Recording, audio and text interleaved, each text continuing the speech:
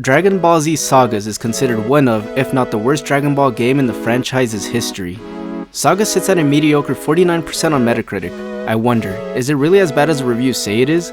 Let's find out.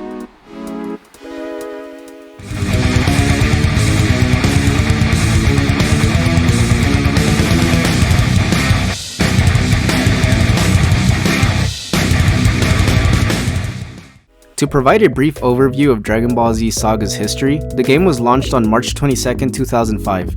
Notably, it marked the first Dragon Ball title crafted by a non-Japanese studio and made available on the Xbox, PlayStation 2, and Gamecube platforms. Sagas also holds a distinction of being the pioneer Dragon Ball Z game released on a non-Japanese console, specifically the Xbox. It stands as the sole Dragon Ball game ever released on the original Xbox console. Sagas features Goku, Gohan, Vegeta, Piccolo, and future Trunks as playable characters. You play through the Saiyan Saga up to the Cell Saga. Upon completing the game, you unlock additional characters such as Broly, Bardock, Krillin, Tien, and Yamcha. This game is definitely on the shorter side with only 19 very linear levels. Some include collecting all 7 Dragon Balls before proceeding to fight a boss.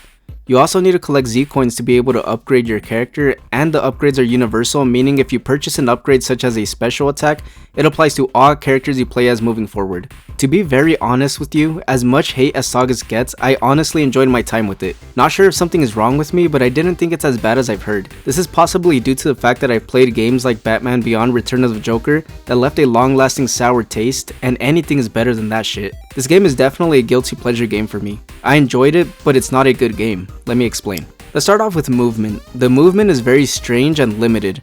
You start off walking, and if you hold the thumbstick for about 2 seconds, you pick up speed. But that wait to start running feels very long. The flying at the beginning of the game is also extremely slow and doesn't have that speed and intensity that it should have. The flying speed can be upgraded with Z coins, but I never upgraded it because I didn't feel like it would be useful in this game. The combat system is probably the worst part of this game. Well, without upgrades that is. Let me clarify.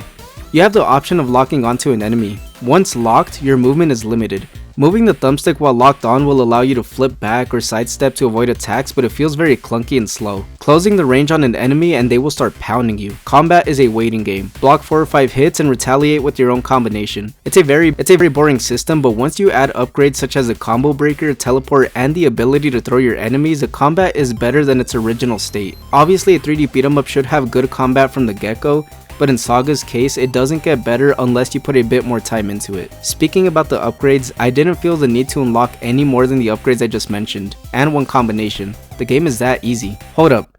Brandon here editing. I hope you're enjoying the video so far. If you are, don't forget to like the video and comment what you think about Dragon Ball Z Sagas. Let's get a community going. If you love anything about pop culture, retro gaming, etc., let me know. Let me know what games you would like to see covered in a future video as well. Also, don't forget to subscribe and smack that notification bell. Weekly videos are what's coming for the rest of the year.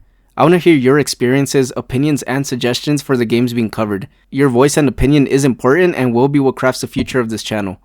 One more thing, we now have an official Discord for New Power Official.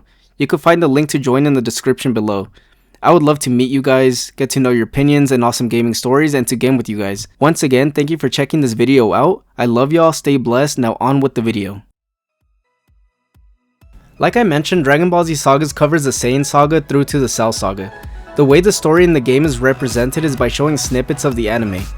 If you have never read the manga or seen the anime and want to get into Dragon Ball, this is not the way. A lot of important moments are completely missing, so don't rely on Dragon Ball Z Sagas for the story. I don't want to get into details so I don't spoil Dragon Ball Z for anyone.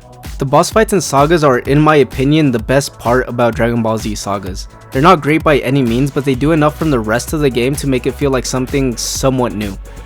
Most of the boss fights play out in the same way. Each boss has 1 or 2 main attacks that they will spam, and in between those main attacks is when you have the chance to attack yourself. At times, you will be fighting 2 bosses at once, specifically when you are confronted by the Ginyu Force, and it felt different enough for me to really enjoy it. There isn't much to say about the boss fights, as they are really similar to each other. Even on the hardest difficulty, I can't say this game is challenging. The combat with minimal upgrades will get you through the entire game easily. I died maybe once or twice. Should you play Dragon Ball Z Sagas? Honestly, no. Although I enjoyed my time with it because my brain works in weird ways, I don't think you will enjoy it. If you want to play through the story of Dragon Ball Z, just play Kakarot. What do you think of Dragon Ball Z Sagas? Let me know your thoughts in the comments below. Don't forget to like, subscribe, and join the Discord channel. I hope you have a great rest of your day.